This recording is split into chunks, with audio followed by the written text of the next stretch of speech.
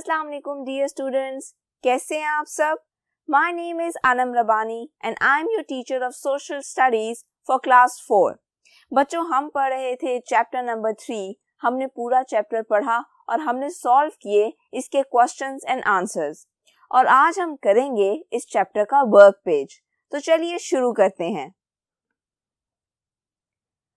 बच्चों, हमारे पास part A है, Put a tick against true statements and a cross against the false ones। तो वो आपसे कह रहा है कि जो स्टेटमेंट्स, जो यहाँ की स्टेटमेंट्स गिवन है, उनमें से जो गलत हैं उनके नीचे आपने क्रॉस लगाना है और जो ठीक हैं उनके नीचे टिक।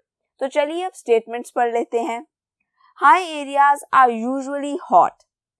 उसने यहाँ पे लिखा है दैट हाई एरियाज, यानी कि जो एरियाज ऊंचाई पर हैं, दे आर यूजुअली हॉट। मैंने आपको बताया था कि जो एरियाज सतह ज़मीन से ज़्यादा ऊंचाई पर होते हैं वहाँ मौसम ज़्यादा ठंडा रहता है, वहाँ ज़्यादातर ठंडी हवाएं चलती हैं। तो जो इसने स्टेटमेंट दी है high areas are usually hot, वो गलत है। They are not hot, they are actually cold. तो इसके नीचे हम लगा देंगे cross, because it is a false statement.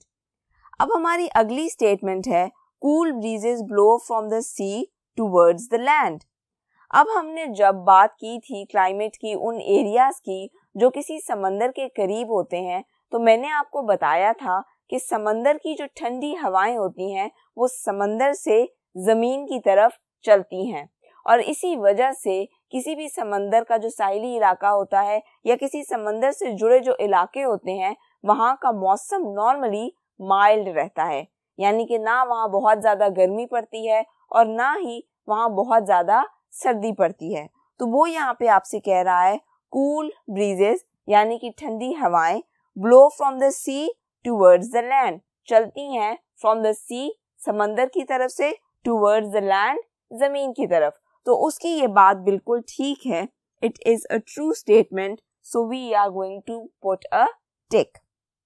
Desserts are very dry places. तो बच्चों, आपको ये तो पता ही होगा कि सहरा किस किस्म का एरिया होता है। They are very dry places. Normally वहाँ पानी पीने की जगह भी आपको मुश्किल से मिलती है, और अगर मिलती है वो एक स्पेसिफिक एरिया होता है जिसको हम ओएसिस कहते हैं।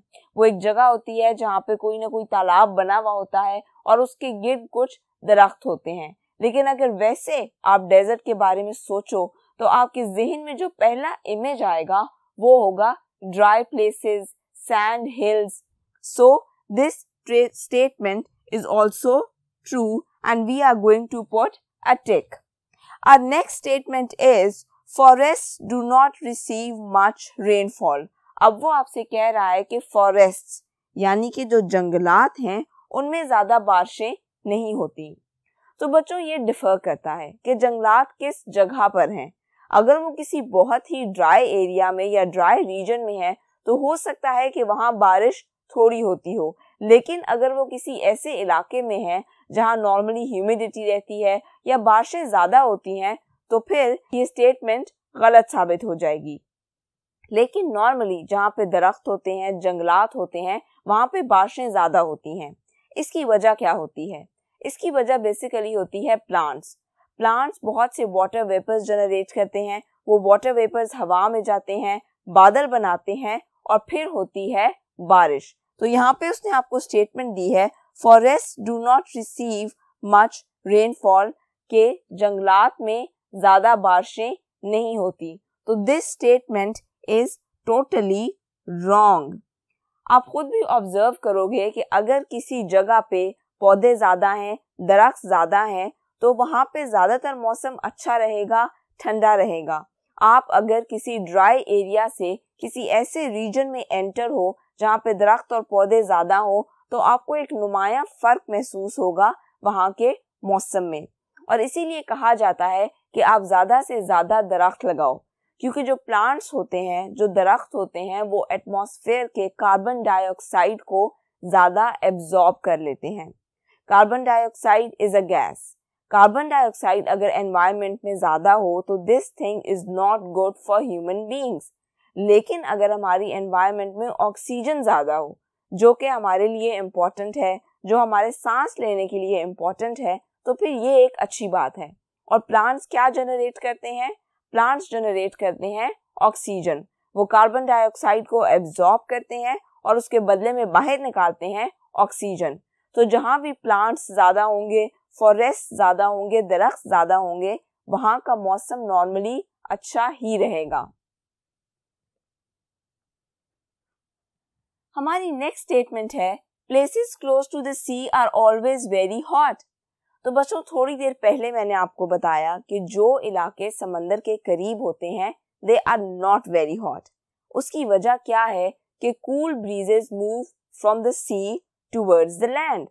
मैंने आपको बताया था कि समंदर की जो ठंडी हवाएं होती हैं वो चलती हैं from the sea towards the land, जिसकी वजह से समंदर के करीब जो इलाके होते हैं उनका क्लाइमेट या उनका टेम्परेचर नॉर्मली माइल्ड रहता है। ना वहाँ बहुत ज़्यादा सर्दी पड़ती है और ना ही वहाँ बहुत ज़्यादा गर्मी पड़ती है। वो यहाँ पर स्टेटमेंट में कह रहा है places close to the sea are always very hot, कि समंदर के करीब जो इलाके होते हैं वो बहुत ज़्यादा गर्म होते हैं। तो this statement is totally wrong and false, so we are going to put a cross. Our last statement is Pakistan has a very wet climate. बच्चों, आपको तकरीबन चैप्टर के शुरू में ही मैंने बताया था कि पाकिस्तान का टेम्परेट क्लाइमेट है। If you do not remember the word or its spellings, let me mention over here. Temperate climate. अब टेम्परेट का मतलब क्या होता है? टेम्परेट का मतलब होता है कि मिडवे, यानी कि ना बहुत ज़्यादा गर्म ना बहुत ज़्यादा ठंडा। तो मैंने आपको बताया था कि पाकिस्तान उन रीजन्स में फॉल करता है जहाँ का मौसम टेम्परेट रहता है, ना बहुत ज़्यादा गर्मियाँ होती हैं ना बहुत ज़्यादा सर्दियाँ होती हैं, और इसी वजह से हमारे एरिया को बहुत सूटेबल समझा जाता है फॉर वेरियस रीजन्स। कई इलाके ऐसे हैं दुनिया में बच्चों जहाँ पे पूरा पूरा साल सर्दियाँ आई रहती हैं। कई ऐसे भी इलाके हैं जहाँ पूरा पूरा महीना या कई कई दिन सिर्फ अंधेरा रहता है, सिर्फ रात रहती है, वो सूरज की रोशनी काफी अरसे बाद देखते हैं। तो हमारा मुल्क इस मामले में काफी लकी है कि एक तो यहाँ पे दिन और रात दोनों शिफ्ट करते रहते हैं और हमारा टेम्परेचर या हमारा क्लाइमेट टेम्परेट है, यानी कि बहुत ज्यादा सर्दियां भी नहीं और बहुत ज्यादा गर्मियां भी नहीं। So this statement is wrong. Pakistan has a very wet climate. ये गलत है। We have got a temperate climate. अब हम चलते हैं आपके सेक्शन डी की तरफ। बीच में आपने देखा होगा कि हमने 2 सेक्शंस मिस किए हैं। वो दोनों सेक्शंस हमने इसलिए मिस किए हैं बच्चों क्योंकि वो क्लासरूम एक्टिविटी है, वो आप लोगों ने खुद करने हैं। उसमें आपने कुछ ड्राइंग्स बनानी है and that is not to be done over here. So we are going to move straight to section D. यहाँ पे आपका क्वेश्चन है complete the table to show which instruments are used to measure temperature, pressure, wind speed and direction, humidity and the amount of rainfall. उसने आपको एक table दिया है जो कि आपको कंप्लीट करना है और उस टेबल में आपने बताना है कि कौन से इंस्ट्रूमेंट्स यूज होते हैं टेम्परेचर मेजर करने के लिए, प्रेशर मेजर करने के लिए, विंड स्पीड और डायरेक्शन मेजर करने के लिए, ह्यूमिडिटी यानी कि नमी and the amount of rainfall, और इसके अलावा रेनफॉल मेजर करने के लिए। Also mention units of measurements, और उसके अलावा उसने आपसे कहा है कि जो उनके यूनिट्स ऑफ मेजरमेंट्स हैं आपने वो भी उस टेबल में मेंशन करने हैं। तो बच्चों यहाँ पे मैंने आपके लिए टेबल सॉल्व करके रखा हुआ है, इसको थोड़ा सा डिस्कस कर लेते हैं। टेम्परेचर के लिए हम यूज करते हैं थर्मामीटर। थर्मामीटर का तो आप सबको पता ही होगा, जब भी आपको बुखार होता होगा आपके पेरेंट्स या डॉक्टर थर्मामीटर लगाते होंगे फॉर मेजरिंग योर टेम्परेचर। और हम टेम्परेचर मेजर किस यूनिट में करते हैं? We measure it in degree Celsius. Degree का निशान ये छोटा सा 0 and C for Celsius. Then let's talk about pressure. Pressure हम मेजर करते हैं बैरोमीटर से और उसका यूनिट कौन सा है? उसका यूनिट है किलोपास्कल्स। Then let's talk about wind speed and direction, wind speed यानी कि हवा की जो स्पीड है, जिस तेजी से हवा चलती है और किस डायरेक्शन में चलती है, ये हम किससे मुहैया करेंगे? एनेमोमीटर से। आपने ये वर्ड आराम से और ध्यान से बोलना है, प्लीज प्रोनाउंसिएशंस का ख्याल रखिएगा। This word is anemometer. और हम यूनिट कौन सा यूज करते हैं? हम यूनिट यूज करते हैं मीटर पर second. Our next thing is humidity यानी कि नमी। हवा में वाटर वेपर्स की तादाद कितनी है उसको हम कहते हैं ह्यूमिडिटी। तो हम ह्यूमिडिटी मेजर करते हैं हाइग्रोमीटर से। हाइग्रोमीटर की पिक्चर आपकी बुक में भी बनी हुई है और इसका यूनिट क्या है? इसका यूनिट है ग्राम्स पर KG. Grams of water vapours यानी कि वाटर वेपर्स की कितनी तादाद है हवा में पर किलोग्राम ऑफ एयर, और कितनी हवा है यानी कि how many kilograms of air, so that makes gram per kg। उसके बाद आ जाते हैं रेनफॉल पे। तो हम रेनफॉल मेजर करते हैं रेन गेज से, और रेन गेज या रेनफॉल को मेजर करने के लिए हम यूनिट कौन सा यूज करते हैं? So that is millimetres. 2 small m's will show you that it is millimeters।